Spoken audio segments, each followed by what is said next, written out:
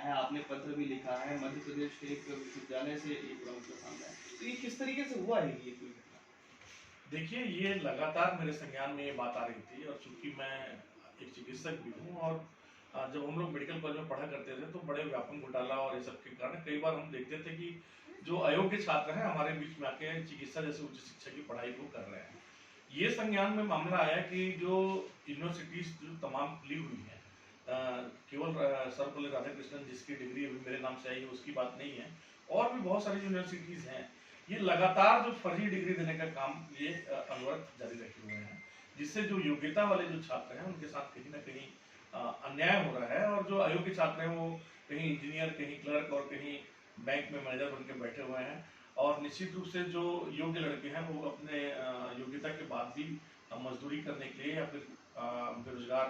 बैठने के लिए मजबूर है। इसलिए ये संज्ञान में आते ही ये बात मैंने जो बोलते थे कि फर्जी डिग्री बन रही, तो मैंने बोला कि मेरी डिग्री बनवाइए, तो फिर अपन इसके ऊपर में आगे कार्रवाई के लिए आग्रह करेंगे। मैंने अपनी 10th और 12th की केवल फोटो कॉपी दी, जो बिचौलिए थे, बनाने वाले बिचौलिए थे, और विद इन 2 मंथ जो राधाकृष्णन यूनिवर्सिटी है उससे मेरी जो मार्कशीट है वो बन के आ गई।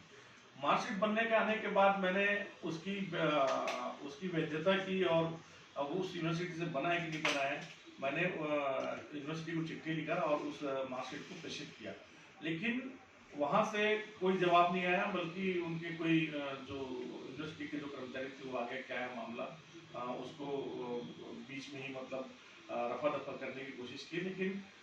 उस समय मैं उनको केवल एक बात बोला कि आप इसकी वैधता की जांच करके बताइए आपकी यूनिवर्सिटी में बनी कि नहीं बनी। बाद में वो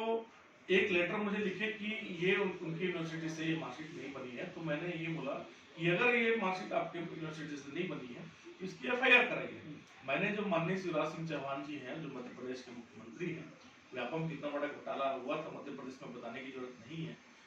एक तो आर्थिक घोटाले होते हैं, लेकिन अगर पढ़ाई में अगर इस तरह का कोई घोटाला हो रहा है, अगर एजुकेशन में इस तरह का कोई घोटाला है, तो इसको पीढ़ियों का घोटाला बोला जाएगा। क्योंकि एक पीढ़ी जिसको इंजीनियर या डॉक्टर या बैंक में मैनेजर बनना था, वो सीधे सीधे 40 साल तक अपनी नौकरी करता है, तो एक पीढ़ी का घोटाला हो जाता है अगर कोई डिग्रियों को वर्ग घोटाला करे। तो मैंने इस बात को माननीय शिवराज सिंह चौहान जी को भी मेल के माध्यम से उनको लेटर लिखा, और अपने उस बने हुए डिग्री को उनको भेजा, लेकिन कोई भी इन 2.5-3 महीनों में कार्रवाई नाम की कोई चीज़ नहीं हुई। तो इसको फिर मैंने मीडिया में भी दिया हुआ है कि भाई आखिर में ये मार्कशीट कैसे बनी है, जबकि जो उसका फीस है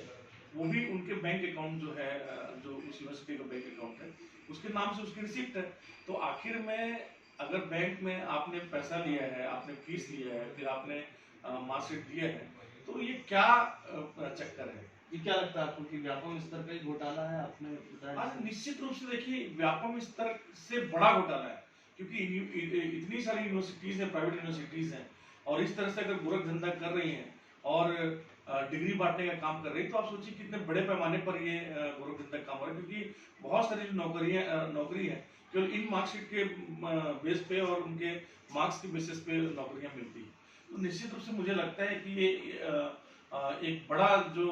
गोरख धंधा हो रहा है प्राइवेट यूनिवर्सिटीज के जो